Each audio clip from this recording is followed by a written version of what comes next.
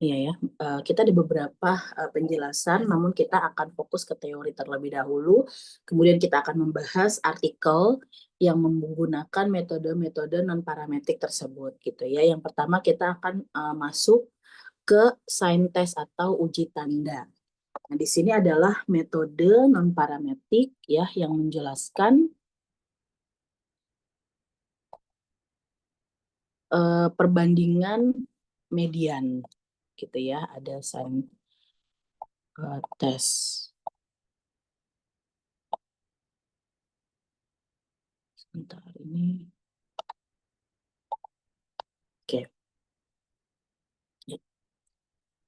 Nah, di sini adalah uji tanda atau Santes ya, itu adalah salah satu teknik statistik non-parametrik yang digunakan untuk membandingkan dua kondisi berpasangan. Misalnya ada kondisi sebelum dan sesudah perlakuan. Nah, uji ini kenapa disebutnya uji tanda atau sign test? Karena dia fokusnya itu bukan hanya pada besar kecilnya perubahan, tetapi fokus ke arah perubahan. Jadi hanya fokus pada arah perubahan. Apakah nilai tersebut itu meningkat, menurun, atau tetap?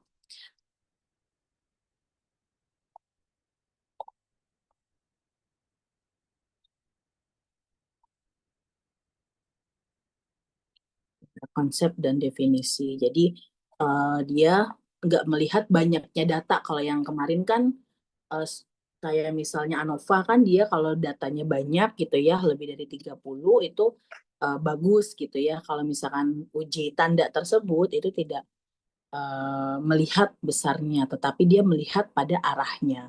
Nah, jadi sederhananya kalau misalkan data sesudahnya itu ternyata lebih baik daripada sebelumnya, nah kita beri positif. Tetapi kalau misalkan datanya lebih rendah dari sebelumnya, berarti kita beri negatif seperti itu, ya. Nah, ini definisinya. Metode statistik uji tanda adalah prosedur non-parametrik yang digunakan untuk membandingkan median dari dua sampel yang berhubungan atau pasangan atau membandingkan satu sampel dengan median teoritis. Nah, fokusnya adalah arah gitu ya, negatif atau positif. Karakteristik utamanya adalah yang pertama non-parametrik. Tidak memerlukan asumsi bahwa data tersebut berdistribusi normal. Kemudian skala data dapat digunakan untuk data dengan skala minimal ordinal, kemudian data berpasangan. Jadi sangat efektif untuk membandingkan baik sebelum dengan sesudahnya, gitu ya. Kenapa uji tanda ini dilakukan? Karena 100% fleksibilitas distribusi itu sangat berguna jika kita mempunyai sampelnya kecil atau sangat miring gitu ya, sehingga uji parametrik seperti t-test tersebut itu tidak valid. Nah, kalau misalkan pakai uji tanda, nah itu bisa valid gitu ya dengan data yang sedikit.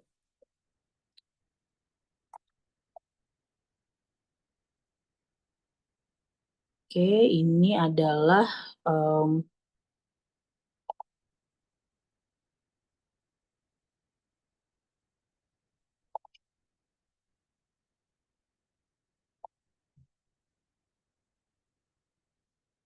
ini prosedur langkah-langkah uh, untuk uji tanda. Yang pertama adalah kita mencari selisih. Kita mencari selisih terlebih dahulu. Jadi kita kurangi nilai satu sampel dengan pasangannya, gitu ya. Jadi nanti ada data sebelum, kemudian ada data sesudah. Nah, itu kita bandingkan dulu. Kalau misalkan dia selisih, ya berarti kita berikan tandanya.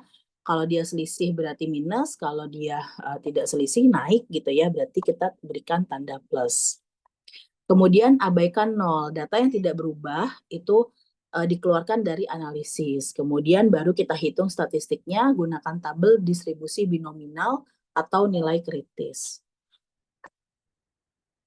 Nah, untuk perumusan hipotesisnya adalah hipotesis nol, ya, di mana median dari perbedaan adalah nol atau tidak ada perbedaan.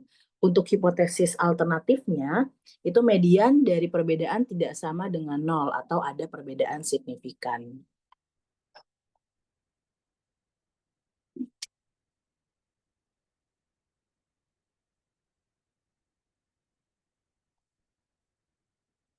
Kemudian jika probabilitas atau p-value yang dihasilkan lebih kecil daripada tingkat signifikan, ya maka tolak HO-nya itu ditolak. Nah, ini coba kita lihat ya, ada contoh penggunaan.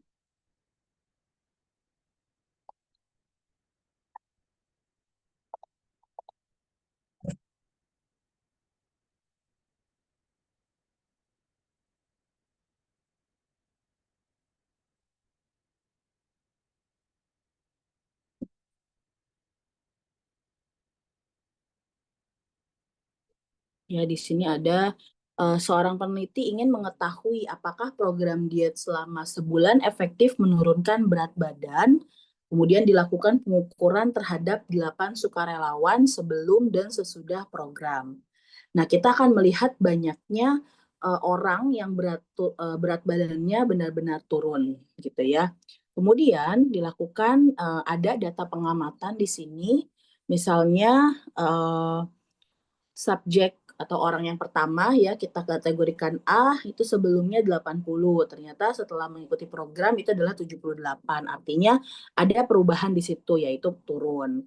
Kemudian subjek B gitu ya, orang kedua sebelumnya 75, ternyata sesudahnya itu 70. Berarti arahnya turun. Kemudian yang C gitu ya, orang ketiga sebelumnya 90, ternyata sesudahnya 90 tetap. Nah, kemudian orang yang keempat atau D gitu ya, di sini sebelumnya 85 ternyata 80 turun. Dan seterusnya sampai dengan H gitu ya.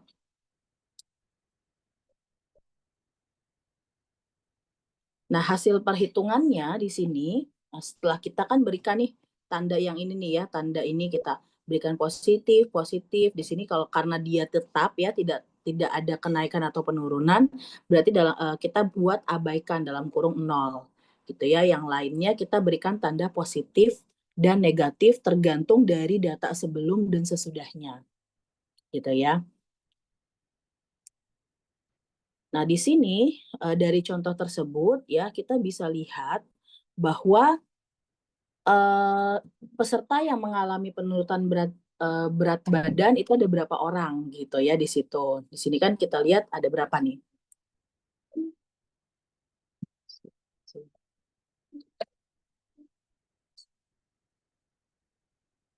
Oke, di sini kan kita lihat ternyata yang dia turun gitu ya, itu ada 1, 2, 3, 4, 5, 6. Ada 6 orang yang dia berat badannya turun setelah sebelum program gitu ya, sesudah dia program ternyata efektif programnya, jadi dia bisa turun gitu ya. Nah, jadi 6 versus 1, di mana dari hasil perhitungan tersebut, interpretasinya adalah total pengamatan itu N ya, sampel. Sampelnya kan di sini sampai H ya, ada 8. Nah, tapi satunya kan dia abaikan, jadi kita kurangi 1, jadi sisa 7. Jadi sampelnya hanya 7 ya.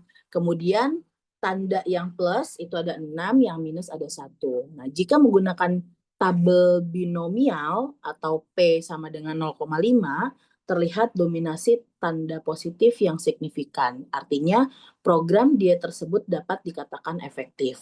Begitu ya. Jadi pada saat kita buat data itu ya ternyata di sini ada satu yang tetap. Kan tadi kita bilang kan di awal bahwa jika 0 ya berarti kita abaikan gitu ya nih ya, hitung abaikan 0. Jadi data yang tidak berubah itu kita keluarkan dari analisis gitu ya. Nah, setelah itu baru kita tetapkan berarti sampelnya 7, kemudian yang positif ya nilainya positif itu 6, yang negatif nilainya 1. Berarti program tersebut efektif. Nah, ini adalah uh, contoh perhitungan menggunakan non parametrik dengan uji tanda atau sign test seperti itu. Jadi mana ini adalah uji yang paling sederhana, kemudian fleksibel dan mudah dipahami. Jadi uji ini tuh cocok kalau misalkan kalian punya data berpasangan gitu ya. Jadi ada sebelum dan sesudah. Nah, ini kita lihat, saya izin share screen dari sini.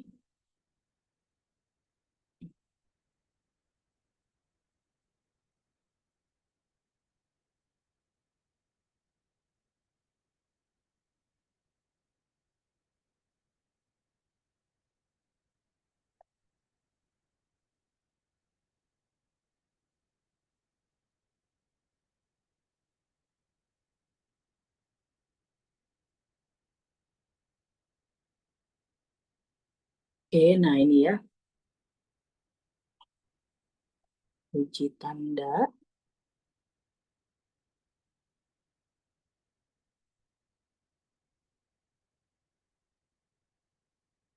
Nah, ini contoh artikelnya ya. Kita bisa cek di sini.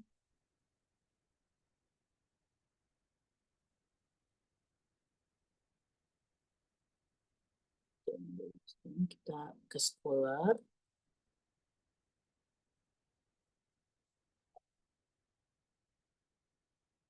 Kemudian kita tulis di sini coba menggunakan uji tanda atau sintes.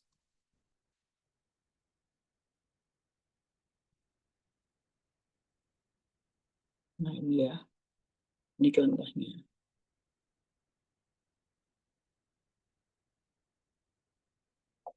Kita buka.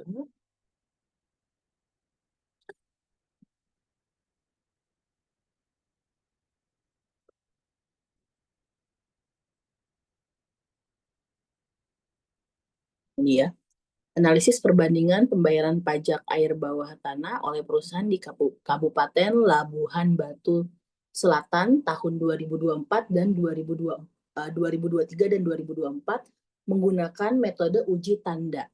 Gitu ya, kita buka jurnalnya.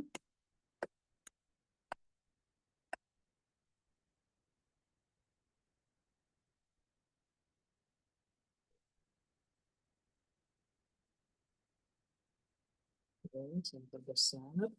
Nah ini ya.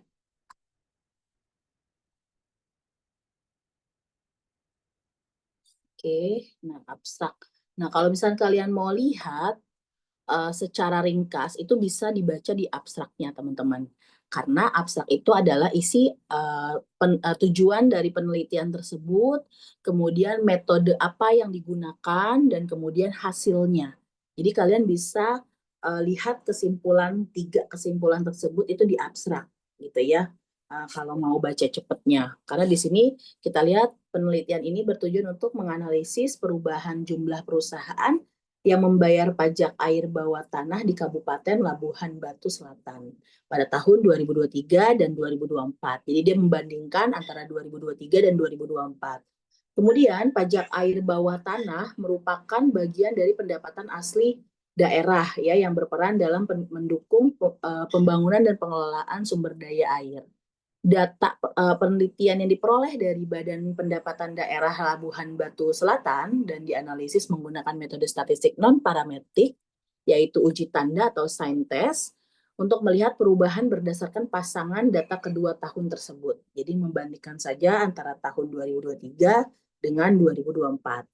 Nah, hasil analisisnya menunjukkan bahwa adanya peningkatan jumlah perusahaan yang melakukan pembayaran pajak tahun 2024 gitu ya dibandingkan tahun 2025 dan uji tanda menghasilkan nilai signifikansi sebesar 0,006 atau lebih kecil daripada 0,05 yang mengindikasikan penolakan HO dan penerimaan hak alternatif. Nah, sehingga perbedaan tersebut bersifat signifikan secara statistik.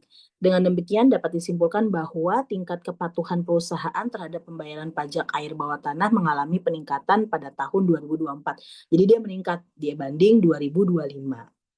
Gitu ya. Nah, kemudian kita lihat di sini.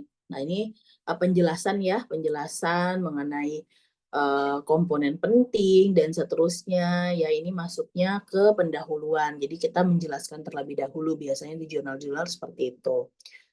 Nah, kemudian di sini tinjauan pustaka itu adalah pengertian dari apa yang kita teliti. Contohnya di sini pajak air bawah tanah apa sih?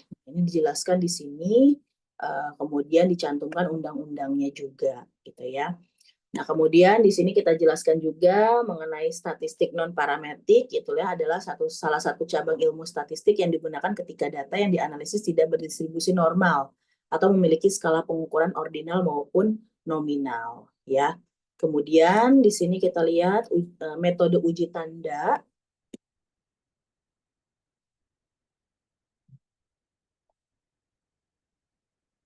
Ya, di sini merupakan salah satu teknik dalam statistika non-parametrik yang digunakan untuk menilai adanya perbedaan median antara dua kelompok data yang saling berpasangan. Nah, ini adalah rumusnya ya, rumusnya untuk sampel kecil. Jika sampelnya kurang dari 25, maka pengujian dilakukan dengan menggunakan prinsip-prinsip uji binomial ya, dengan P sama dengan Q sama dengan 1/2 ya.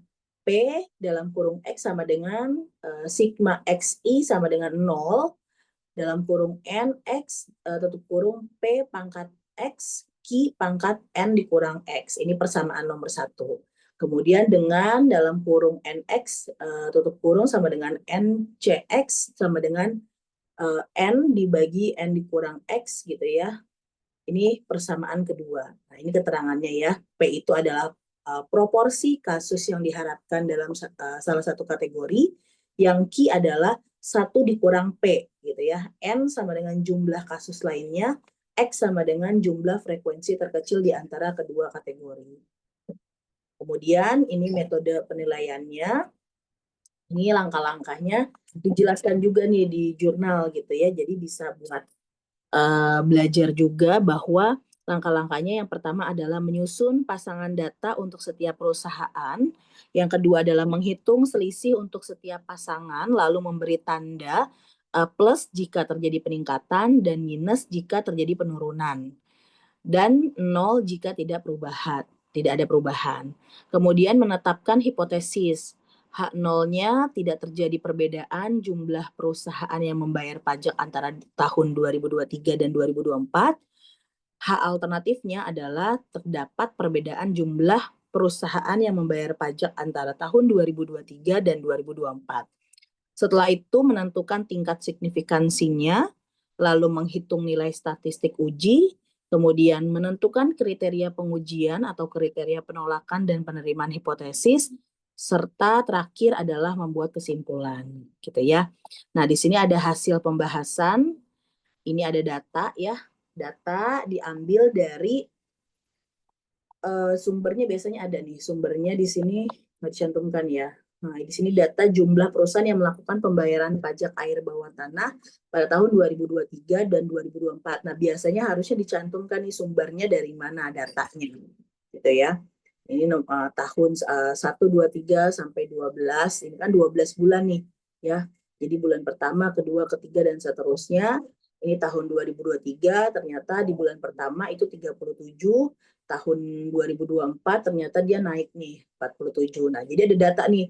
Ini biasanya sumbernya kita ambil dari tempat perusahaan tersebut nih, ya, dari yang punya data pajak air bawah tanah.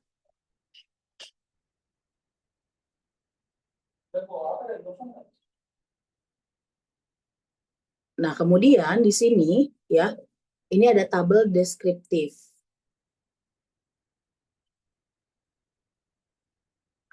Ini dia menggunakan SPSS ya teman-temannya. Jadi ini munculnya seperti ini. N ini adalah sampelnya, total sampelnya ada 12 bulan gitu ya. Di tahun 2023, 2024. Kemudian minimum statistiknya ini didapat di tahun 2023 adalah 36, minimum statistiknya untuk tahun 2024 adalah 45 gitu ya. Nah, ini pastikan kalau misalkan pada saat mengolah data itu valid N-nya. Kalau tidak valid berarti dia ada yang salah gitu ya dalam pengerjaannya. Kemudian di sini kita bisa melihat min-nya ya, min, kemudian ada standar deviasi, kemudian ada ini tingkat kemiringan nih yang skewness ya. Nah, kemudian di sini kita lihat lagi, kita jelaskan gitu ya, bahwa secara deskriptif terlihat adanya peningkatan rata-rata jumlah perusahaan pembayar pajak air tanah dari 40,75 pada tahun 2023 menjadi 52,67 pada tahun 2024 yang mengindikasikan kecenderungan kenaikan partisipasi perusahaan dalam pembayaran pajak. Nah, peningkatan ini juga disertai dengan bertambahnya sebaran data dalam kurung standar deviasi ya dari 5,28 menjadi 7,16 nih ya, ada kenaikan di sini standar deviasinya.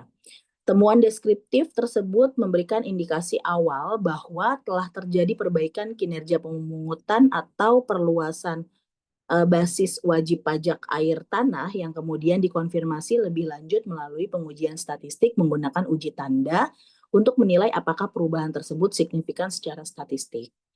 Kemudian dilakukan uji normalitas ya, melihat Kolmogorov-Smirnov dan Shapiro-Wilk. Ya, di sini kita lihat penjelasannya ya, di mana terlihat bahwa data tahun 2023 itu memiliki nilai signifikan 0,05 ya untuk yang Kolmogorov, sedangkan Shapiro-Wilk-nya adalah 0,08. Sedangkan tahun 2024 menunjukkan nilai signifikan sebesar 0,060 ya, dan Shapiro-Wilk-nya adalah 0,011.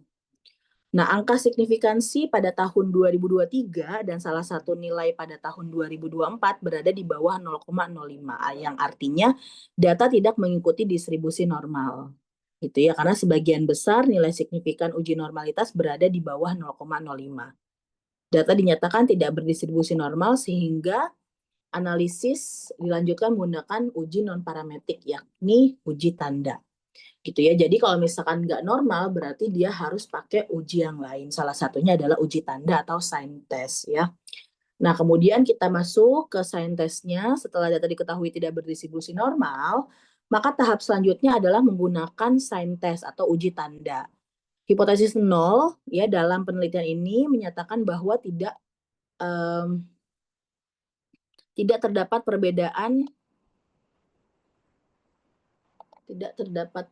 mana? Jumlah perusahaan yang melakukan pembayaran pajak air tanah antara 2023 sampai dengan 2024 ya.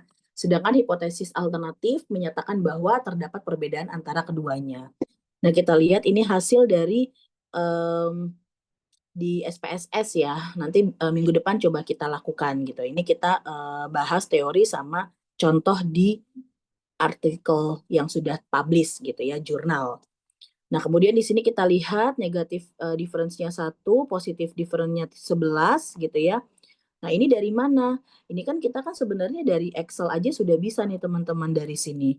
Kita lihat kan, kita bandingkan. Nih, kita tambah ini di sini di samping kanan bahwa oh ternyata ini ada peningkatan berarti plus. Ini 36 ke 49 plus gitu ya, 38 ke 50 plus. Nah, gitu ya. Jadi kita bisa berikan tanda kalau menggunakan Excel manual gitu ya. Nah, di sini ternyata yang positif itu 11, totalnya yang negatif 1 ya, totalnya ada 12 bulan kan. Nah, kemudian di sini nilai dan dihitung sebagai jumlah tanda positif N1 dan negatif N2.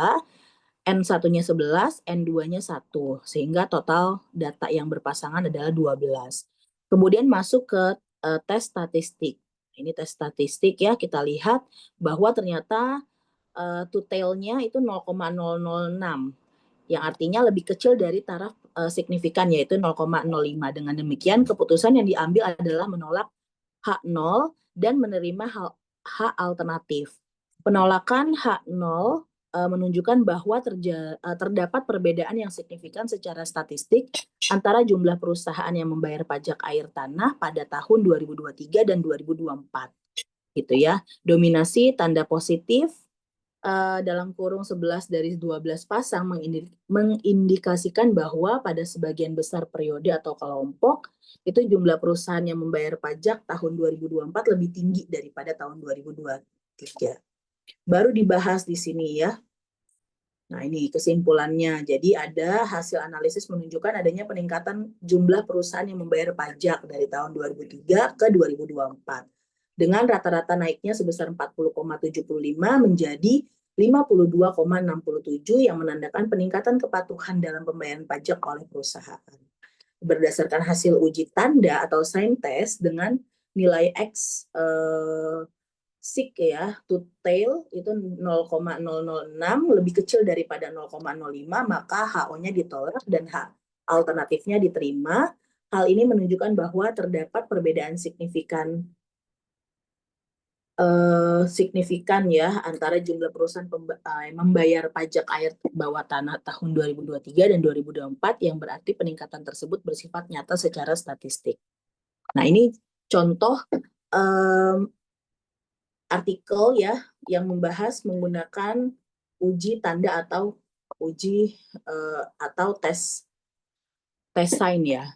Sign test ya, kembali sign test ya. Jadi ini contohnya, jadi ada 2 data dibandingkan, terus kita tinggal positif negatifnya, baru kita interpretasikan. Nah, ini bisa kita manual sebenarnya, tapi bisa juga menggunakan SPSS, karena pastinya lebih menarik untuk dipublikasikan, teman-teman. Nah, ini untuk salah satu uji dalam non-parametrik. Ada yang ingin bertanya tentang uji tanda tersebut? Silahkan.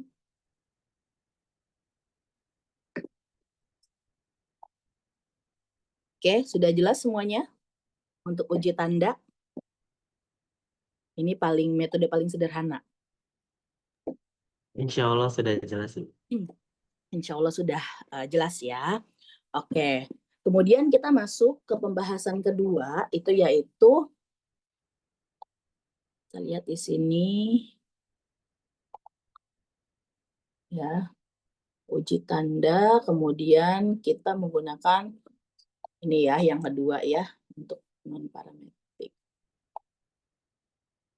Uji peringkat bertanda, ya. Di sini adalah analisis statistik non-parametrik untuk data berpasangan. Ini adalah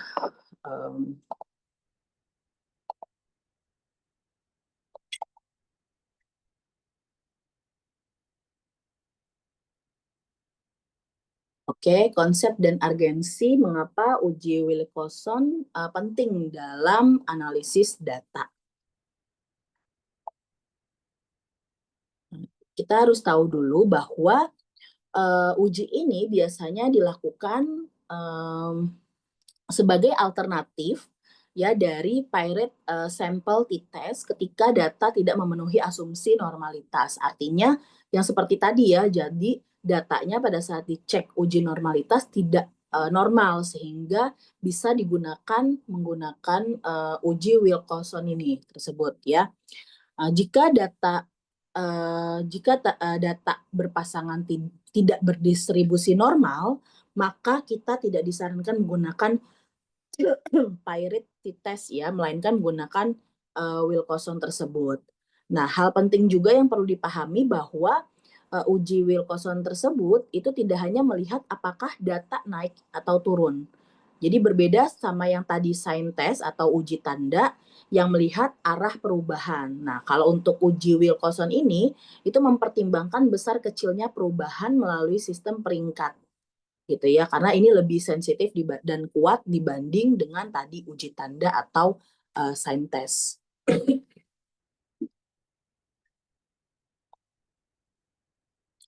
Oke, asumsi penggunaan pada saat seperti apa sih dilakukan penggunaan uji Wilcoxon tersebut, yaitu yang pertama, data berpasangan ya. Sampel berasal dari subjek yang sama, misalnya pretest dan post-test, jadi sama ya subjeknya. Terus yang kedua, skala pengukuran. Variabel dependen minimal berskala ordinal atau interval yang tidak berdistribusi. Yang ketiga itu simetris, perbedaan, di mana distribusi perbedaan antara pasangan data itu dianggap simetris dan simetris di sekitar median. Gitu ya. Ini adalah asumsi penggunaan uji Wilcoxon tersebut. Kemudian di sini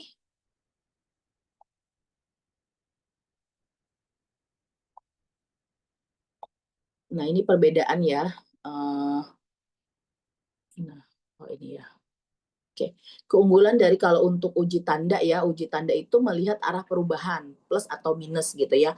Tapi kalau uji Wilcoxon ini mempertimbangkan besarnya perbedaan tersebut melalui sistem peringkat ya, perbedaan. Oke, kemudian ini prosedur langkah teknis dalam menghitung, ini langkah-langkahnya. Yang pertama kita hitung dulu selisihnya, ya cari beda antara nilai kedua kelompok. Kemudian peringkat absolut, ya urutkan selisih dari terkecil lalu ke besar, terbesar gitu ya. Kemudian tanda peringkat, berikan tanda plus atau minus pada setiap peringkat, lalu jumlahkan W, hitung total peringkat positif dan negatif.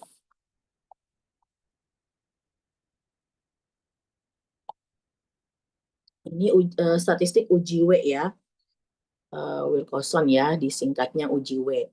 Nilai statistik W adalah nilai terkecil antara jumlah peringkat positif dan peringkat negatif ya. Nah, ini ada contoh studi kasusnya.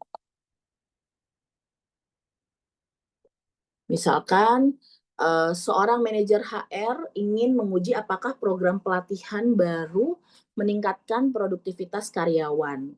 Skor produktivitas diukur sebelum dan sesudah pelatihan pada 10 karyawan.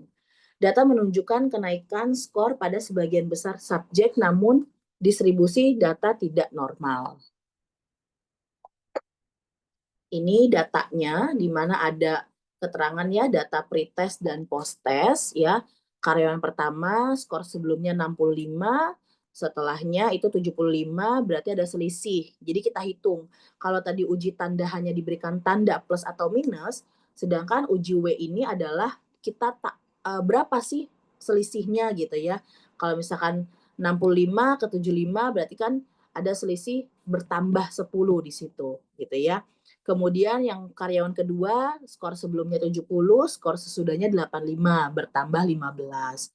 Karyawan ketiga 60 sebelumnya, kemudian sesudahnya 55. Ternyata itu berkurang 5 gitu ya, min 5. Nah, kemudian di sini peringkat absolut.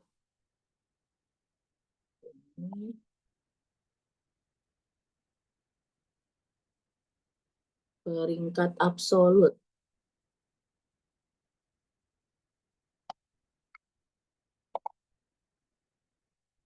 Kayak ini. Absolut. Absolut.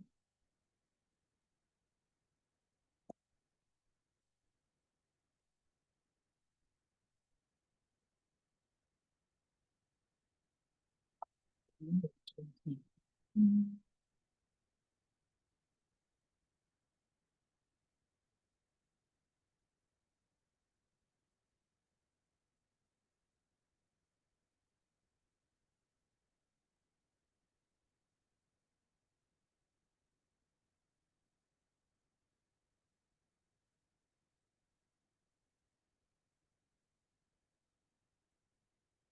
Oke, ini peringkat absolut. Ada yang tahu dari mana peringkat absolut yang 3,5, kemudian 6,5, 6,0, 1,0.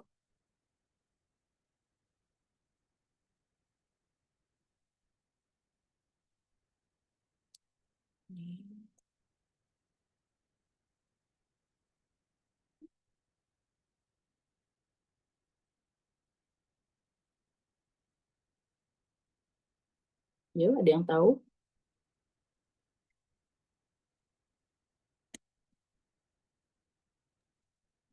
Kalau saya kurang tahu ya, Bu. Soalnya saya baru pertama kali dengar. Baru pertama kali dengar ya. Iya. Ya, siapa tahu ada yang tahu gitu kan ya. Ini saya lihat dulu biar ada sebenarnya penjelasan yang lebih lengkap nih. Nah, itu kan belum lengkap tuh. Bu, kalau misalnya Mm-mm. skor sebelum ditambah sesudah, terus Mm-mm. Gimana Yusuf? apa yang 0 Skor sebelum ditambah skor sesudah. ditambah skor sesudah, oke. Habis itu dikali apa sih yang 0,05 itu, Bu? Yang signifikan. Iya, kira-kira betul Mm-mm. nggak, Bu? Oke, kita coba hitung ya. Kita coba hitung yang diinfokan Yusuf. Berarti tadi saya buka kalkulator. Terus kita buka di sini aja ya, di Excel ya. Biar kita sama-sama ngitung.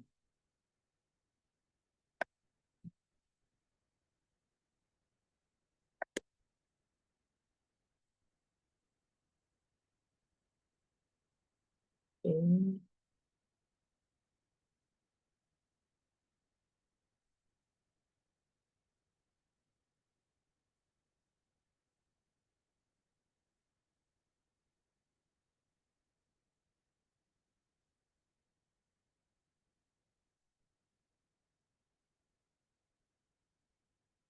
Terus dulu ya, angkanya itu ada karyawan.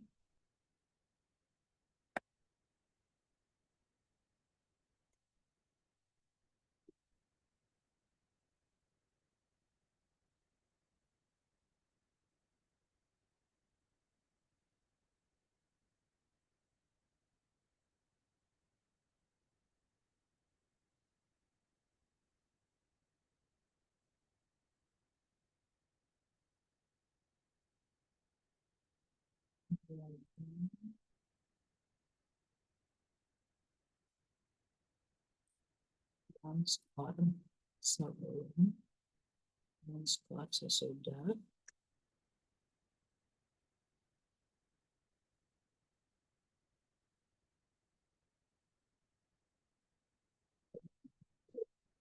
Oke, ini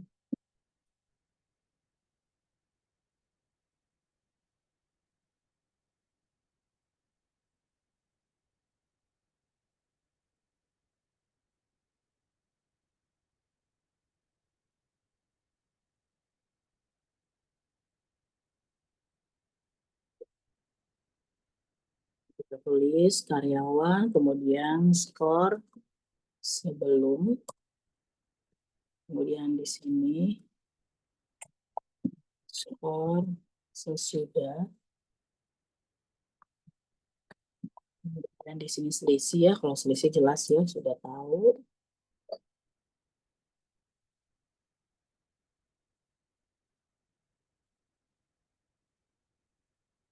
Oke, kemudian di sini peringkat absolut. It's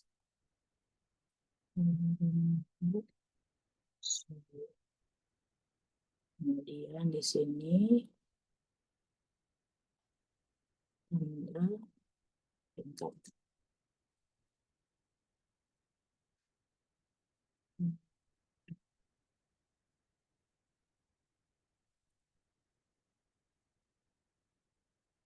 Coba di Excel, ini ada karyawan satu, 2, 3, 4, 5. Oke, kemudian skor sebelumnya 65, kemudian 70, di sini 60, kemudian 80, di sini 75. Skor sesudahnya 75, 85, 55, 95, 85. Oke, ini selisihnya ya. Selisihnya berarti di sini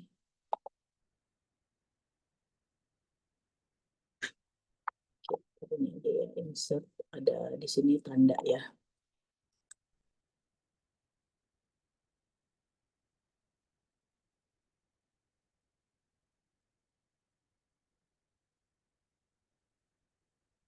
Ini dikurang ini plus gitu ya. Oke, terus di sini sama ya. Nggak usah deh, biar ini aja ya. Jadi kalau yang 10 gini berarti plus gitu ya, yang ini minus ya. Minus 5. Kemudian pengaturan peringkat absolut.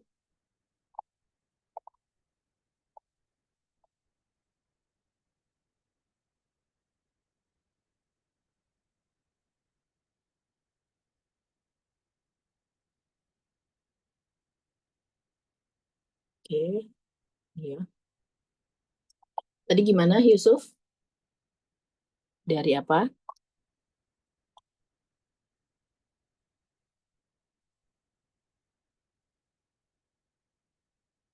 Kan tadi kan dibilang tuh di sini dikasih tahu nih. Kita lihat ya urutannya.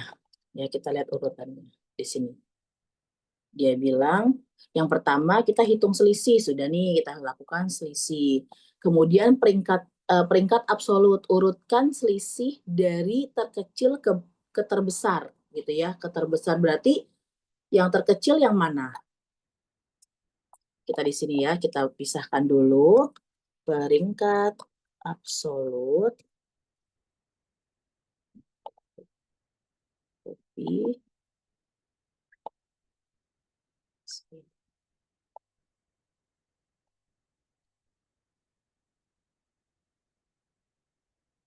Oke, peringkat absolut.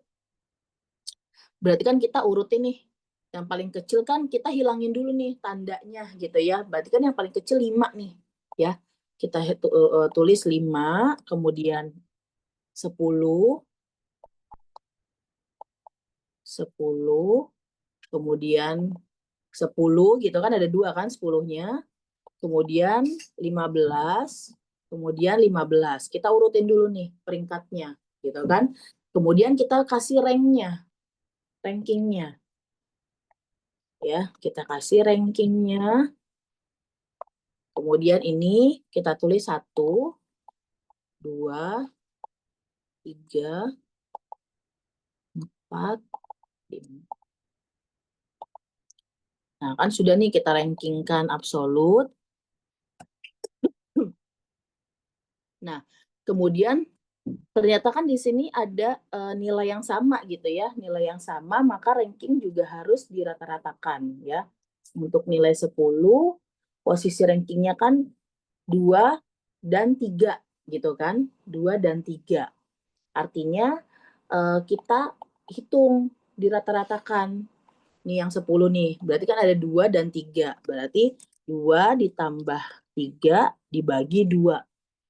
Gitu kan. Sama dengan ini ditambah 3 dibagi 2.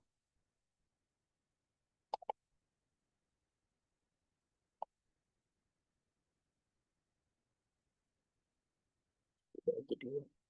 Ini jadi dibagi 2.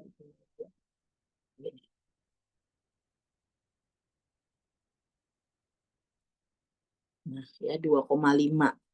Jadi yang nilainya itu 10, itu rankingnya itu 2,5 gitu ya. Rankingnya 2,5.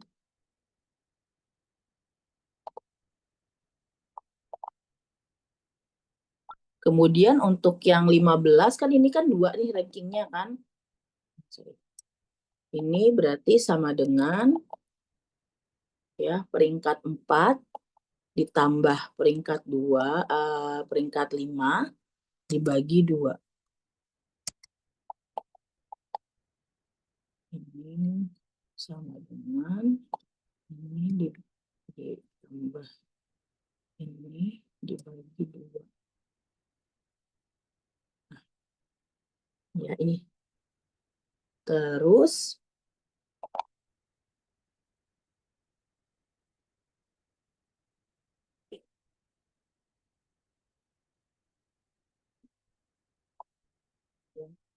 nih peringkat absolutnya. Berarti kita tahu nih peringkat absolutnya. Sama nggak hitungannya?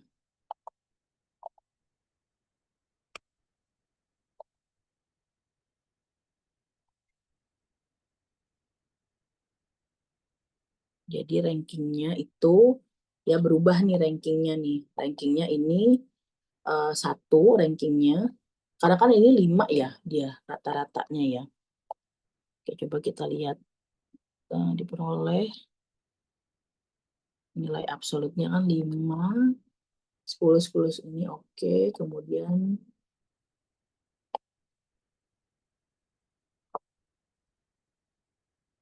ini nih ada harusnya kita bagi. Ya ini ada kesalahan untuk peringkat absolutnya. Harusnya ini yang 5 itu rankingnya 1 gitu ya. Kemudian ini yang 2 sama 3 ini rankingnya itu harusnya 2,5 ya. Ini kan harusnya ini ditambah dulu baru dibagi ya. Ini. Terus ini juga rankingnya sama gitu ya. Terus ini juga rankingnya sama nih. 15 sama 15 ya. Ranking. Sama.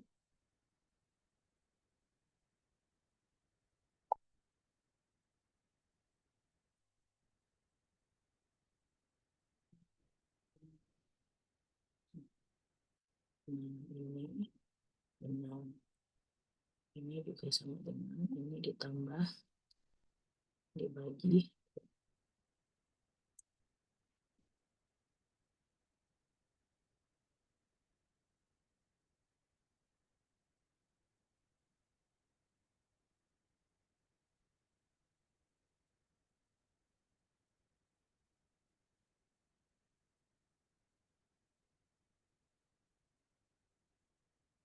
Ya, karena kenapa ini kurang tepat ya teman-teman, karena kan nggak mungkin dia rankingnya 6, karena kan cuma ada 5 responden gitu ya. Nah ini harusnya rankingnya seperti ini nih nilai absolutnya. Nah ini kita copy, kita pastikan di sini ya. Nah ini yang sesuai ya, nanti saya perbaiki yang untuk peringkat absolutnya ya, karena nggak mungkin 6, karena kan karyawannya cuma ada 5 gitu ya. Kita peringkatkan, kemudian kita balikan lagi tanda yang tadi tuh, kan ada tanda kan dibilang nih langkah-langkah analisisnya setelah kita hitung selisihnya, kita peringkatkan absolutnya, kemudian kita berikan lagi tandanya di setiap peringkat yang tadi gitu ya. Berarti tadi kan yang ini tandanya plus apa minus yang nomor karyawan pertama?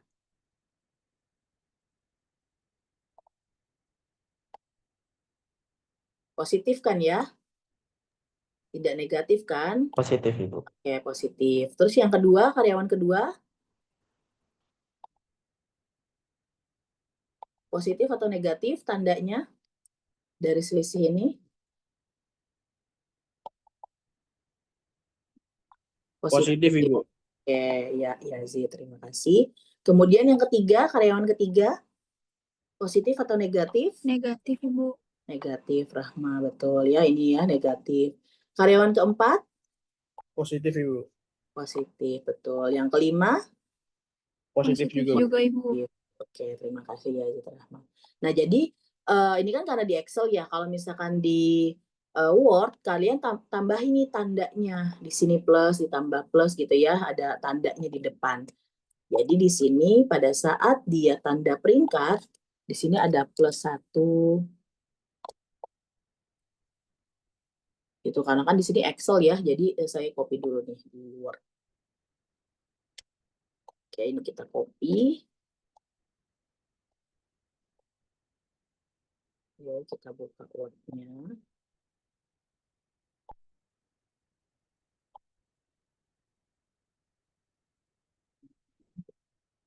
Jadi tandanya seperti ini, teman-teman. Kita kasih. Nah, ini ya. Kemudian kita tengahkan tulisannya biar rapi. Nah, ini ya tadi kan harus ada tanda nih plus gitu ya. Di sini plus, di sini plus, di sini plus.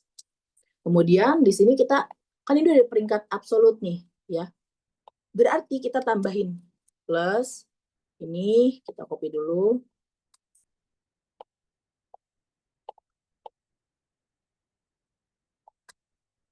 Ya, di sini plus seperti yang tadi sudah ya ini min ya. Kemudian ini plus, ini plus. Nah, ya.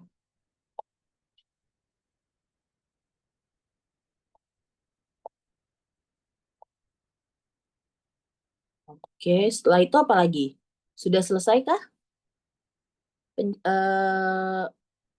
penggunaannya untuk Wilcoxon tesnya? Udah kan ya tadi ya, sesuai dengan analisis tadi kan ya? Nih, udah selesai setelah diberi peringkat gitu. Baru kita ini boleh divisualisasi, boleh dibikin gambar gitu ya. Berapa rata-rata pretestnya, kemudian berapa rata-rata post-testnya gitu ya. Nah, ini setelah diberi peringkat udah, karena kan di sini urutannya langsung tinggal jumlahkan, hitung total peringkat positif dan negatif. Berarti kita hitung tuh yang positifnya berapa, negatifnya berapa. Tadi ada kesalahannya di sini ya, harusnya memang nggak ada 6 karena kan cuma 5 karyawannya ya.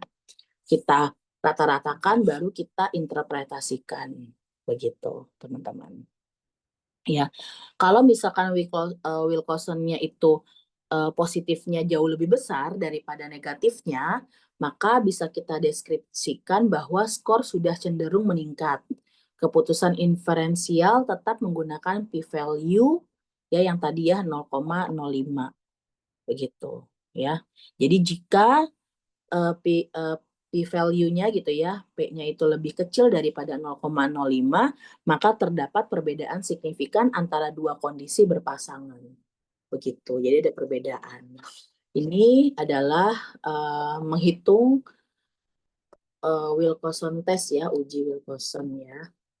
Kita lihat coba jurnalnya yang membahas tentang uji peringkat bertanda. Nah, kita lihat. Ini tadi ya. Kemudian ini apa nih? Coba kita lihat dulu. Regimen ya. Oke, ini. Nah, ini ya. Ini dia ada 2 nih bahkan. Dia pakainya Syme test dan Wilcoxon test ya. Nah, di sini kita bisa lihat jurnal yang membahas ya. Abstrak, nah biasanya juga abstrak itu tidak lebih dari 250 kata, teman-teman. Jadi maksimal 250 kata gitu ya. Di sini udah ada penelitian, ada tujuan ya pasti. Jadi semua nanti skripsi kalian juga sama. Abstrak itu isinya tujuan, kemudian ada metode yang digunakan sama hasil. Itu pasti isinya itu ya. Nanti kalau misalkan buat jurnal juga seperti itu. Nah, ini pendahuluan dijelaskan ya tentang variabel atau penelitian yang mereka gunakan gitu ya. Mereka teliti apa di sini tentang tingkat pengangguran di Indonesia tahun 2014 sampai 2024. Ya, ada grafiknya juga menunjukkan bahwa terlihat adanya lonjakan signifikan pada tahun 2020 dengan angka pengangguran mencapai 7,07 gitu ya. Kemudian di sini dia jelasin, kita langsung ke metodenya ya. Kita lihat yang ini Syme test, kemudian kita yang fokus ke uji Wilcoxon-nya ya. Nah, ini uji peringkat bertanda Wilcoxon digunakan untuk membandingkan nilai tengah suatu variabel dari dua data sampel berpasangan. Dalam uji ini tidak hanya tanda yang diperhatikan, tetapi juga perbedaan antara pasangan sampel tersebut. Uji modifikasi bertanda Wilcoxon digunakan untuk menguji perbedaan antara dua data berpasangan.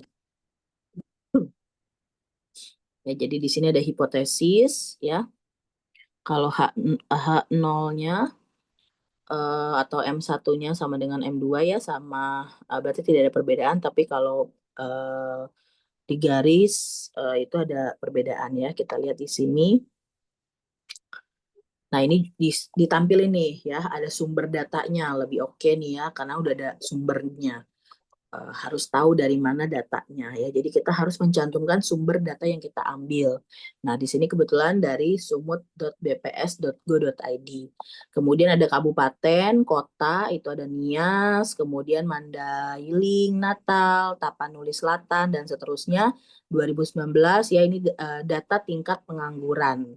Ya, data tingkat pengangguran.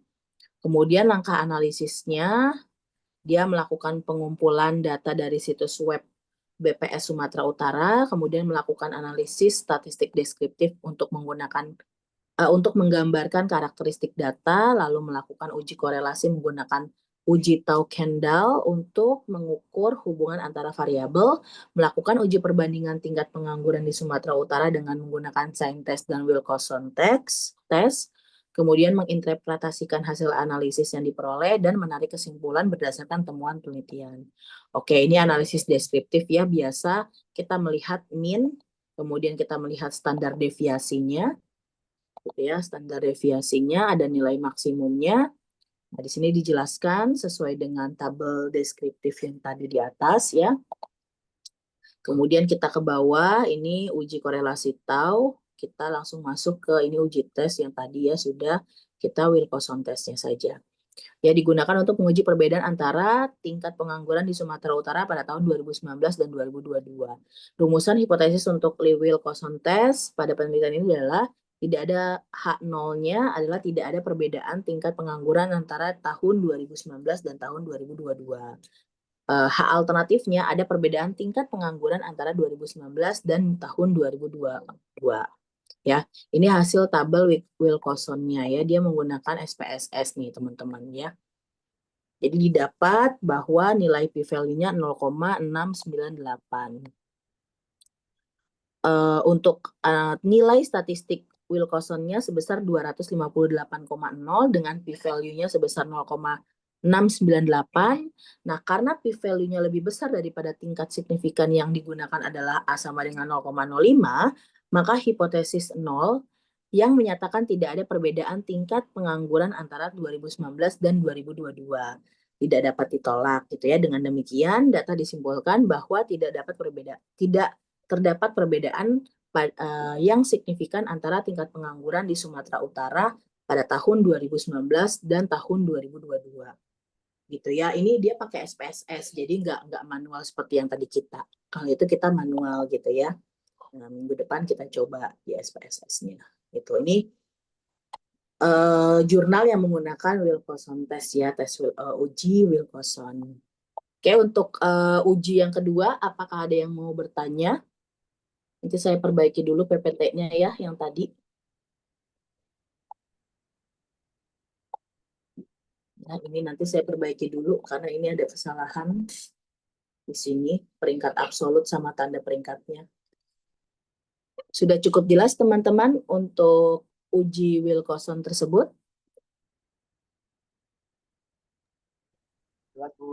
Oke, jelas ya Putra ya. Oke, terima kasih. Kita masuk ke yang ketiga ya. Di sini ada uji Man-Whitney U-test. Ya, ini yang terakhir nih ya, yang ketiga. Sebenarnya masih ada, tapi kita membahas yang ini dulu nih. Ya. Oke, kita masuk ke uji yang ketiga. Ini ya. Ini adalah analisis komparatif non-parametrics untuk dua kelompok independen, ya. Oke, kita lanjut. Di sini kita lihat fundamental dan definisi dari Man-U test-nya ya.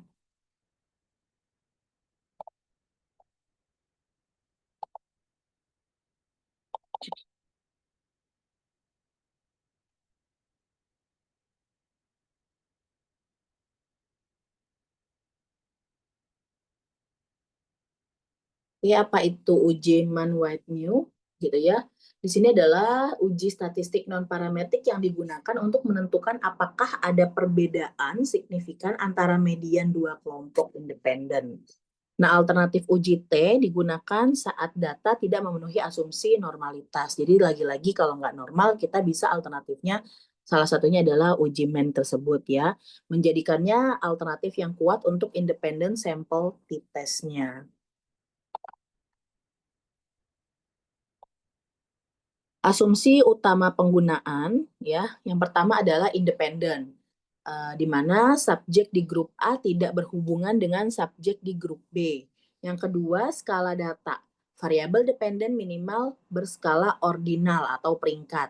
Yang ketiga, non-normal, artinya data tidak berdistribusi normal atau varian tidak homogen. Metodologi dan perhitungan ya. Ini yang pertama adalah tahapnya kita gabungkan dan ranking terlebih dahulu gitu ya. Artinya kita gabungin data tersebut semua grupnya dan beri peringkat dari yang terkecil. Lalu jumlahkan ranknya, di mana hitung total peringkat untuk masing-masing kelompok ya, R1 dan R2. Kemudian hitung statistik U, gunakan rumus untuk mendapatkan nilai U1 dan U2. Kemudian yang keempat adalah signifikansi. Bandingkan U-nya terkecil dengan nilai tabel atau p-value-nya. Nah, ini contohnya ya, rumus dan contoh rankingnya. Di situ ada data kelompok A, metode baru, B kontrol, A metode baru, B kontrol. Ya, di situ. Terus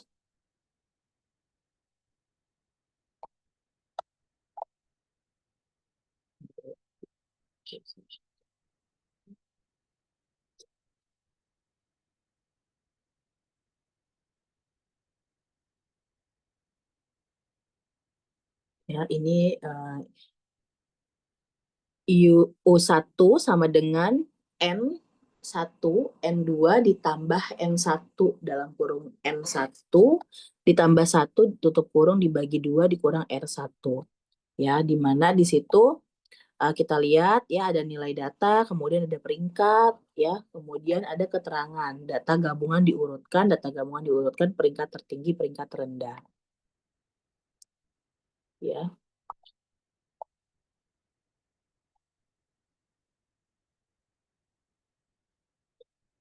Kemudian di sini ini sudah digabungkan ya contohnya ya. Ini sudah digabungkan, ini metode peringkatnya sudah di peringkat ya. Ini contoh. Contoh, tapi ini bukan hitungan ya teman-teman ya. Nanti saya kasih lihat nih setelah ini ya. Kapan normalitas gagal? Uji Mann-Whitney sangat efektif ya pada distribusi data yang memiliki kemiringan atau skewed atau memiliki pensilan outlier yang ekstrim. Nah, ekstrim ini visualisasinya, gitu ya. Kemudian ini interpretasinya, jadi ambang batas signifikan ya, lagi-lagi kita gunakan biasanya p-value adalah 0,05. Kita menolak H0, artinya terdapat perbedaan signifikan antara kedua kelompok yang diuji. Kesimpulannya median group berbeda secara signifikan. Ini ketahanan terhadap outlier ya, robust. Kemudian ini tidak terpengaruh oleh satu atau dua nilai ekstrim karena menggunakan peringkat bukan nilai absolut. Reliable ya, terpercaya karena memberikan hasil yang lebih akurat pada sampel kecil yang memiliki variansi besar. Kemudian versatil, dapat digunakan untuk data kualitatif yang sudah diperingkat dalam kurung seperti skala Likert ya, itu. Nah, ini t-test independen. Ini ada uji T ya, uji T atau t-test independen. Kalau dia berdistribusi normal, nah lebih efisien itu pakainya uji T gitu ya. Tapi kalau misalnya kemiringan terlihat sekali kemiringannya, yang direkomendasikan adalah Mann-Whitney ini ya. Data ordinal ini satu pilih. Jadi nggak boleh menggunakan si t-test atau uji T. Ada outlier ekstrim, nah pakainya Mann-Whitney ya. Jadi ada rekomendasi-rekomendasi yang perlu kalian gunakan pada saat ternyata datanya distribusi normal, ya lebih cocoknya pakai t-test gitu ya, tidak menggunakan Mann-Whitney ini gitu ya. Oke, saya mau kasih lihat ini contoh perhitungannya.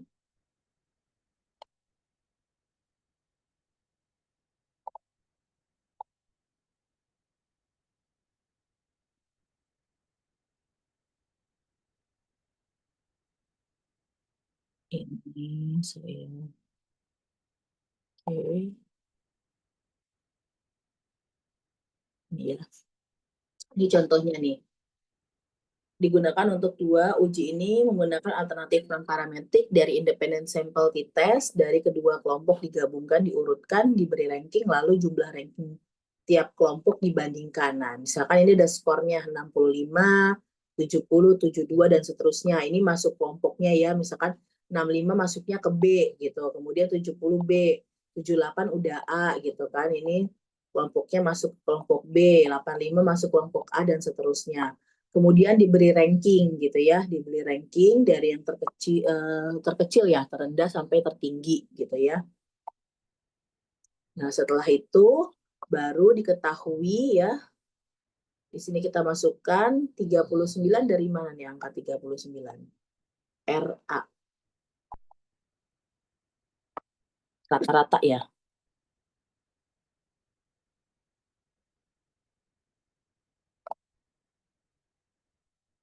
Saya lebih jelas lagi.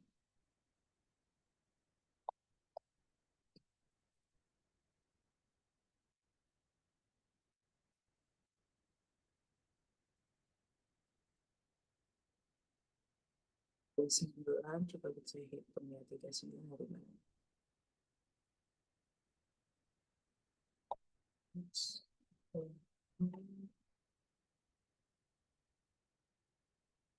Hmm.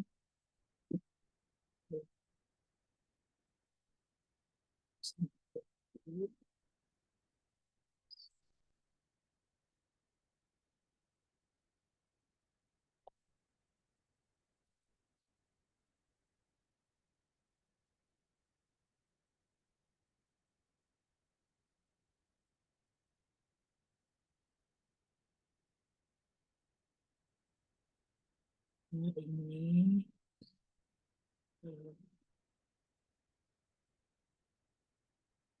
Oke.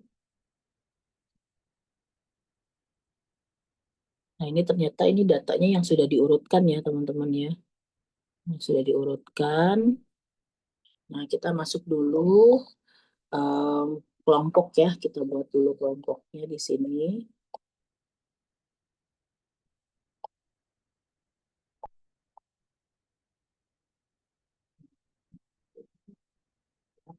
Pertama, kita lakukan dengan ini ya. Di sini kan dibilangkan RA 39 ya. Dari mana 39? Berarti kita lihat dulu kelompok A-nya. Kelompok A. Ya, kelompok A itu rankingnya berapa aja di situ? Ranking A-nya. Yang A. Mana A? Ranking berapa aja di sini? 5 Ibu. 5, Bu. Oke, ranking 5. Kemudian ranking berapa lagi? 7 sampai 7. 10 Ibu. 7 sampai 10. Kita tulis ya. 7, kemudian 8, kemudian 9, kemudian 10.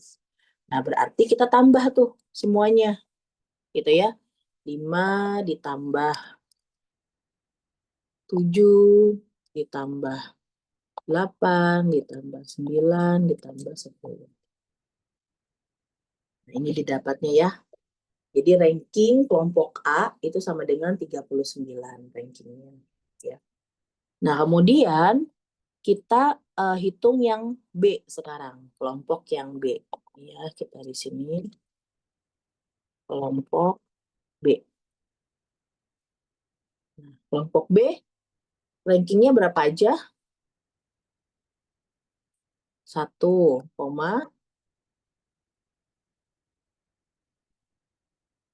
2. Berapa lagi? Ini ya, 3 Ibu. 3. Kemudian 4. 4. Kemudian ada lagi 6 Ibu. 6. Oke. Ya, berarti kita tinggal tambahkan dulu nih rankingnya. Ya, 1 ditambah 2 ditambah 3 ditambah 4 ditambah 6. Totalnya 16 ya. Untuk yang kelompok B, ranking A totalnya 39, ranking B totalnya 16. Nah, berarti mana yang lebih tinggi dibanding kelompok A dan B dari segi ranking?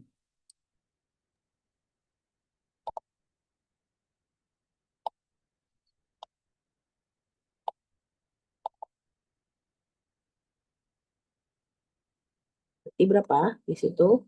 Secara umum rank kelompok A lebih tinggi, lebih kecil, lebih rendah daripada kelompok B.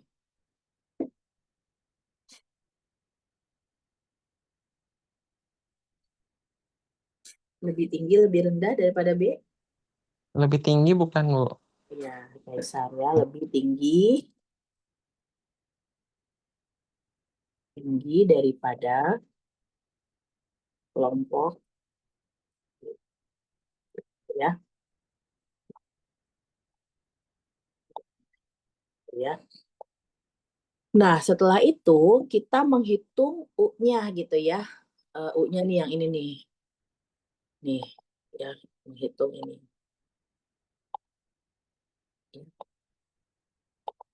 Lanjut, di sini rumusnya kan tadi ada tuh rumusnya. Rumusnya adalah, kita lihat yang tadi PPT ini rumusnya. Ya, rumusnya. Coba copy ya. Ini ya rumusnya ya dari sini. Oke, rumusnya sudah ada. Sekarang kita masukkan ya, by rumus ya. U A dikurang R A dikurang, gimana ya lebih enak ya pakai Word atau pakai Excel nih? Kayaknya sih lebih enak pakai Word ya. Di sini aja deh. Ini kan agak berantakan ya rumusnya. Ini saya insert biar rapi tulisannya, insert equation. Ini ya. U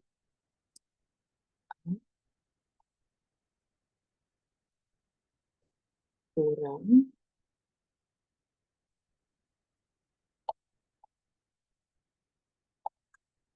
sini L A dikurang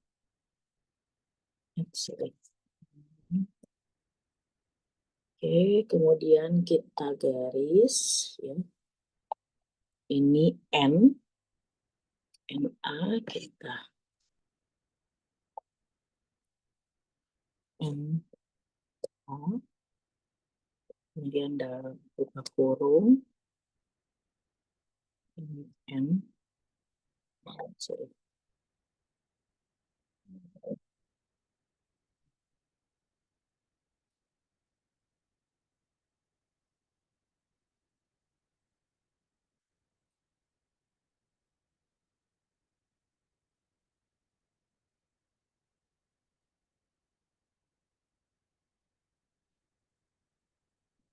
Oke, ditambah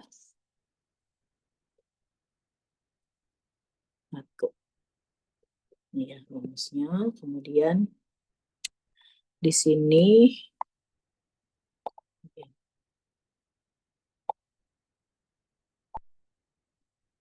bagi 2 gitu ya. Ini harusnya gini tulisannya teman-teman biar rapi. Kemudian enter.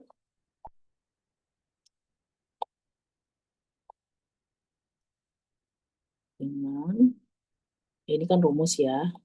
Saya tulis di sini rumus.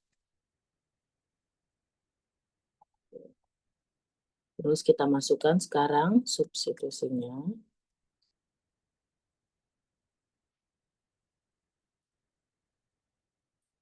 Oke. Ini kita copy dulu ya.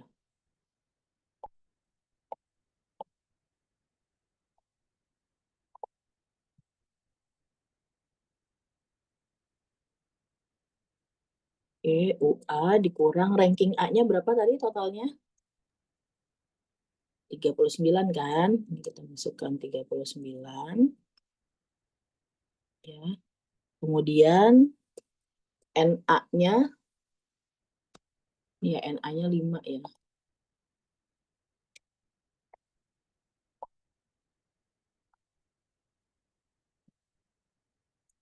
Oke, 45. N itu sampel ya. Ingat N itu adalah sampel. Kan kita lihat sampelnya kan ini ada berapa nih yang A1. Tandain deh biar 1, 2, 3, 4, 5 ya. Sampelnya 5. Yang B berarti ada 5 juga ya kebetulannya sini ya. Berarti N eh, N yang A gitu ya. Sampel A itu sama dengan 5. Sampel B ya juga sama dengan 5. Berarti kita masukkan di sini NA berapa NA-nya? Sampel A-nya berapa? Angkanya 5 ya. 5 ya. Kemudian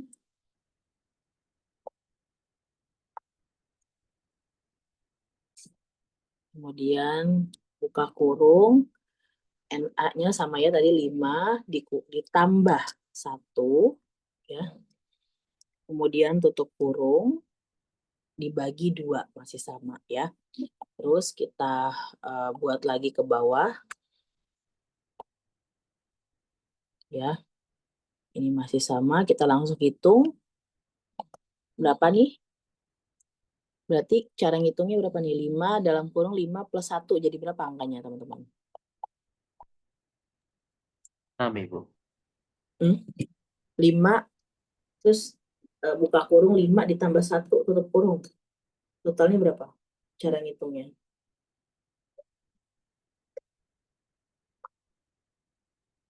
Dikali 5, silang bukan, Bu?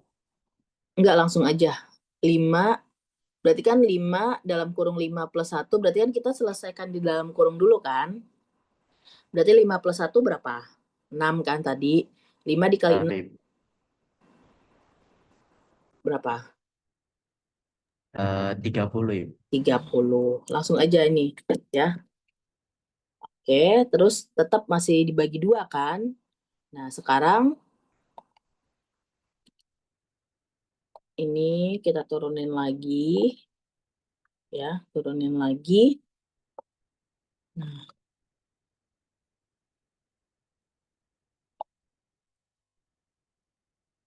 sorry ya, ini bukan dikurang loh, ini sama dengan loh, saya salah. Maaf, ini sama dengan. Kita kan mau nyari UA-nya gitu kan, kenapa dikurang ya? Salah. Saya tadi sangkanya disilang dulu gitu ya, padahal ini sama dengan, maaf ya. Oke, nih ya. Kita ngelihat kan, kita mau mencari UA-nya gitu kan, 39, berarti ini 30 bagi 2 berapa? 15 Ibu. 15, Bu. 15 ya, ini kita hapus langsung. Berarti UA-nya berapa di situ? Langsung aja. 24 Ibu. 24 gitu ya. Jadi kita masukkan angkanya. Ini rumusnya nih. Kalau ini kan agak berantakan ya yang ini. Nih, jadi biar rapi, biar bisa dilihat. Nah, jadi untuk kelompok A itu 24 ya untuk U. Terus kita hitung lagi sekarang yang B dengan cara yang sama, teman-teman. Ya. Kan udah diketahui tuh UA-nya.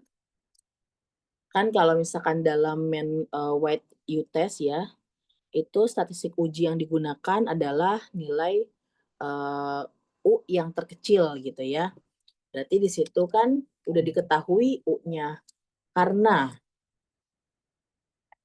UA-nya itu adalah 24 gitu ya. Maka kan berarti UB-nya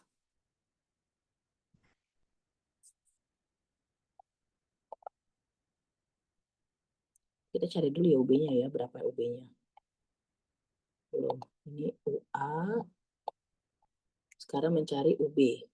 Sama ya, kita copy ya. Rumusnya sama, cuman kita yang kelompok B-nya. Ini B. Berapa kelompok B-nya totalnya? 16 Ibu. 16. Oke, 16. Terus yang atasnya sama nggak nih? 5 plus 1-nya sama Sama, ya? Bu. Sama Sama, ya? Ini ya, oke. Berarti kita turunin lagi. Ya, ini berapa? 30 Ibu. 30 ya. 30. Berarti kita turunin lagi. Ini jadi berapa? 30 bagi 2? 15, Bu. 15 ya, Rahman. Oke. Berarti berapa langsung? 16 dikurang 15? 1 Ibu. 1. 1. Oke, sip. Ya, jadi udah diketahui nih, berarti UA-nya berapa? Kelompok A-nya. Uji U ya, dia di lambangan U, kalau Wilcon kan W gitu ya. Jadi ini didapat UA-nya sama dengan 24 ya, uji yang A-nya, kelompok A-nya, yang UB-nya itu 1. Gitu ya. Nih.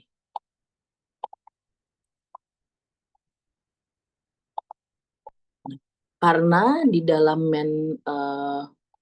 white uji tes ini ya, dalam white new ini, dia ngambilnya tuh yang terkecil. Berarti yang terkecil itu yang kelompok A atau yang kelompok B, teman-teman? Kelompok B Ibu. Kelompok B yang 1 ini ya, yang 1. Maka berarti untuk yang kecil itu interpretasinya ya. Interpretasinya, artinya nilai kelompok B ya, U yang kecil, menunjukkan bahwa ranking kedua kelompok sangat berbeda. Hampir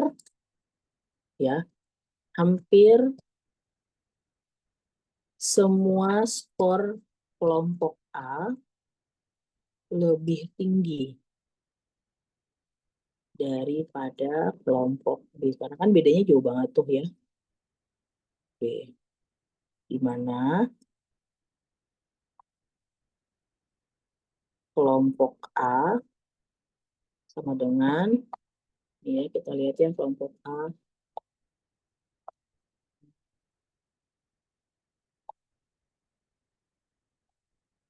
Ini 78, kemudian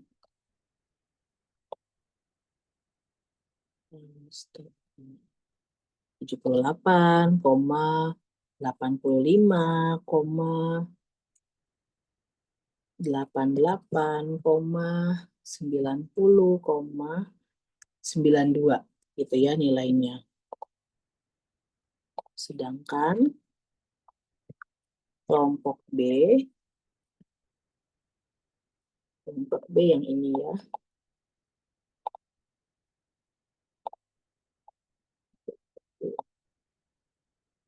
ada 65,72,75,80 ini ya kelompoknya.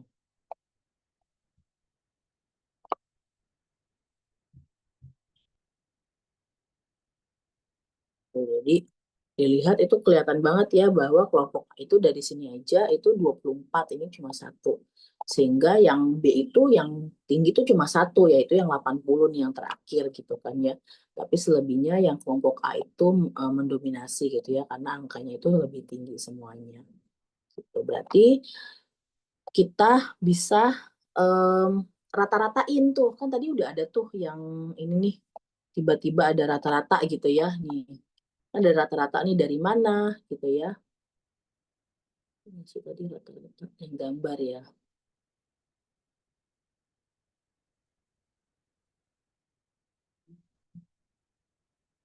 Ada yang belum lengkap ya. Jadi saya lengkapi dulu. Oke. Nah, kita bikin rata-rata nih kelompok ya. Jadi rata-rata ranking kelompok A sama dengan ya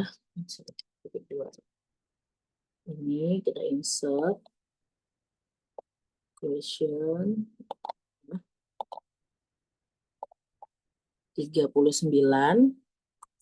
Ini kan udah ditambah nih semuanya nih ya. Dibagi totalnya 5 ya. Berapa? 39 bagi 5?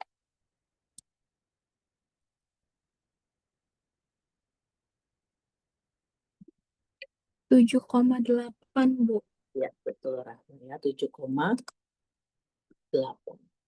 Terus yang rata-rata B kita copy ini kita paste, bedain di sininya. B ini 16 ya. 16 dibagi 5 berapa?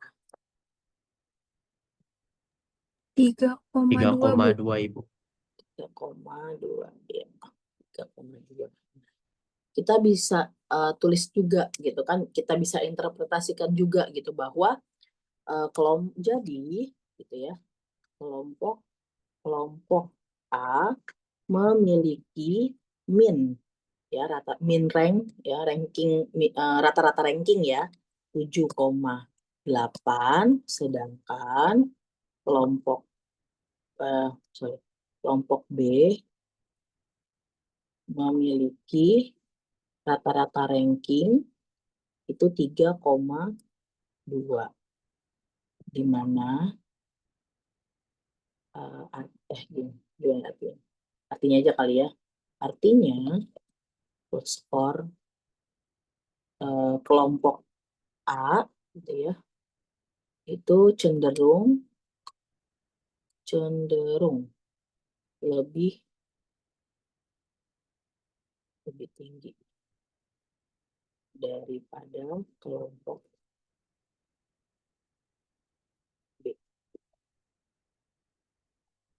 Nah, ini kalau ngelihat dari rata-rata ranking ya, kita bisa interpretasikan juga. Terus kalau dari hipotesis, hipotesisnya kan tadi dibilang ya, p-value-nya itu signifikannya lebih besar atau lebih kecil. Nah, tapi ini kita kalau hipotesis harus lihat dulu ya, di hipotesisnya itu berapa? Apakah signifikannya 0,05 atau tidak gitu ya kalau di hipotesis. Karena biasanya kalau di sini kan kita nggak bisa ngelihat nih hipotesisnya berapa, signifikannya itu lebih besar atau lebih kecil daripada 0,05.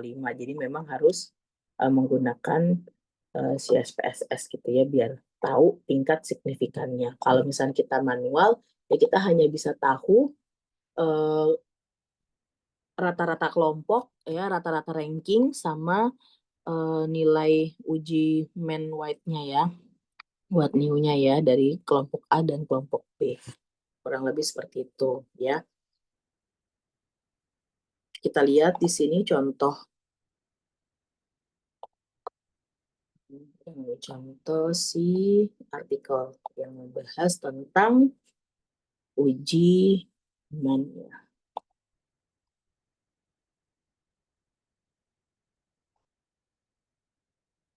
Nih ya, nih.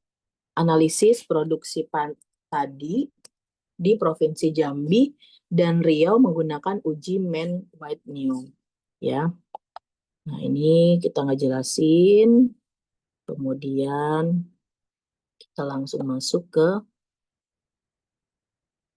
ini ya.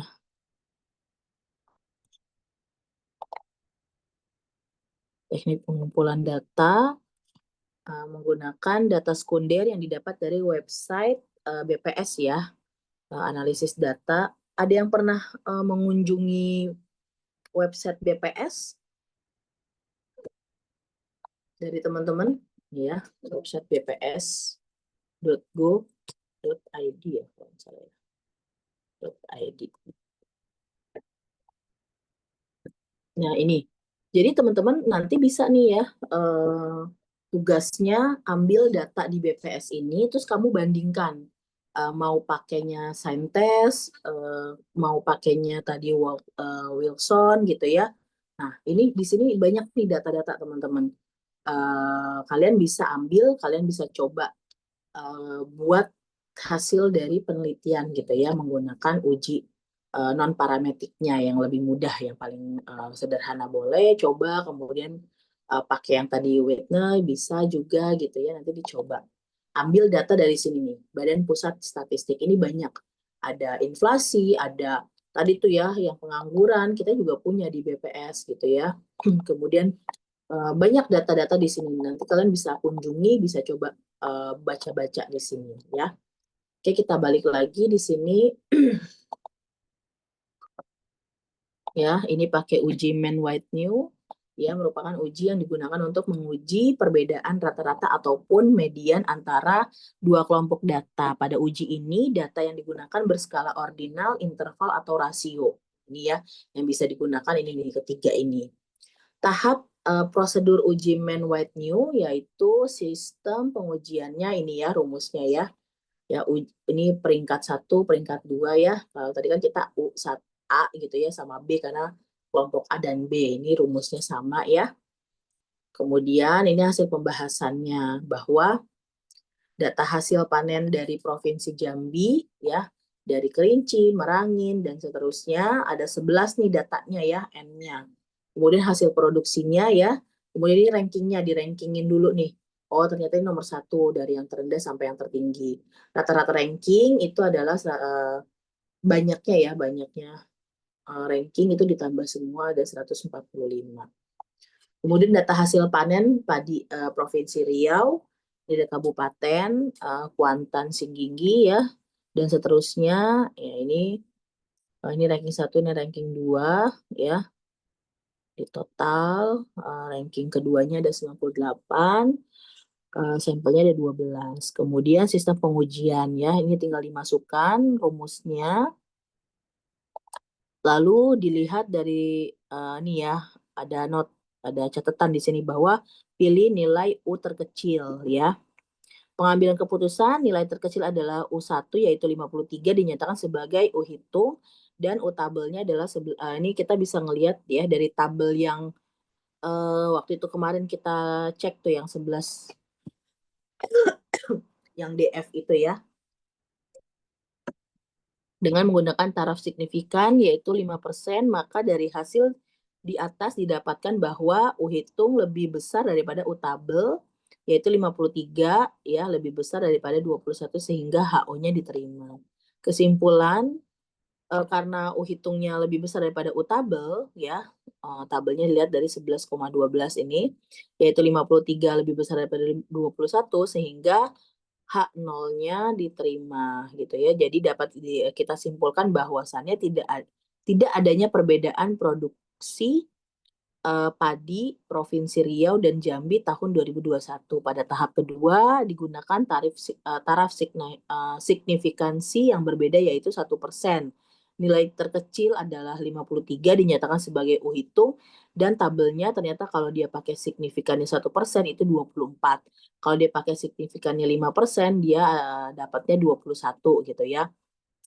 Dengan menggunakan taraf signifikansi A sama dengan 1%, maka dari hasil di atas didapatkan bahwa U hitung lebih besar juga daripada U tabel, sehingga H0-nya diterima, sehingga pengujian hipotesis ini mengarah pada tidak adanya perbedaan produksi padi Provinsi Jambi dan Provinsi Riau tahun 2021. Gitu ya. Nih kalian bisa juga nih buat seperti ini ya. Untuk uji main white-nya, white new-nya, ada yang mau ditanya? Uji U-nya. Uji main white new ya. Biasanya disimbolkan U. Nah, menurut saya sudah cukup jelas sih, Bu. Oke. Sudah jelas ya semua ya teman-teman ya. Kebetulan juga waktunya sudah 14.57. Jadi nanti kesimpulannya jika non parametrik gitu ya, jika data itu dinyatakan tidak berdistribusi normal, maka silakan gunakan uji non parametrik gitu ya, yang tadi ada 3, uji sign test, kemudian ada Wilson, kemudian ada uji Mann-Whitney ya. Nah, masing-masing itu punya kelebihan dan kekurangan, jadi silahkan dilihat dulu datanya mana yang lebih tepat. Seperti itu ya. Oke, semuanya sebelum diakhiri boleh dinyalakan dulu kameranya untuk bukti hari ini gitu ya. Bukti Zoom hari ini. Oke, semuanya. Slide pertama terlebih dahulu. Siap-siap ya. Pertahankan posisinya. Ya, karena nggak tahu kalian masuk slide pertama atau kedua. Oke, yang pertama 1, 2, 3.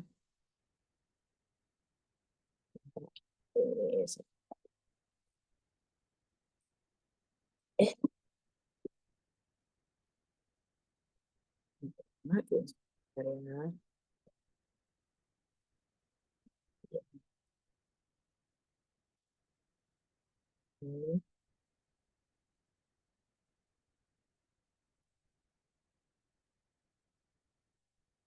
Oke, yang kedua, slide kedua. Di sini ada 3 slide ternyata, ada 53 orang. Oke, slide kedua. 1, 2. Harus.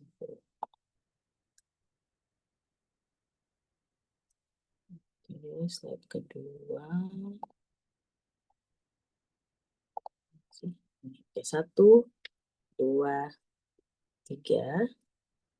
Oke, slide ketiga sekarang. 1, 2, 3. Oke. Baik teman-teman, terima kasih banyak atas kehadirannya hari ini. Semoga apa yang saya sudah sampaikan bisa dipelajari ya, bisa dimengerti dan bisa dipahami. Terima kasih banyak. Mohon maaf jika ada salah-salah kata. Saya akhiri. Wabillahi taufiq wal hidayah. Wassalamualaikum warahmatullahi wabarakatuh. Waalaikumsalam warahmatullahi wabarakatuh. Waalaikumsalam warahmatullahi wabarakatuh. Terima Terima kasih, Ibu. kasih semuanya.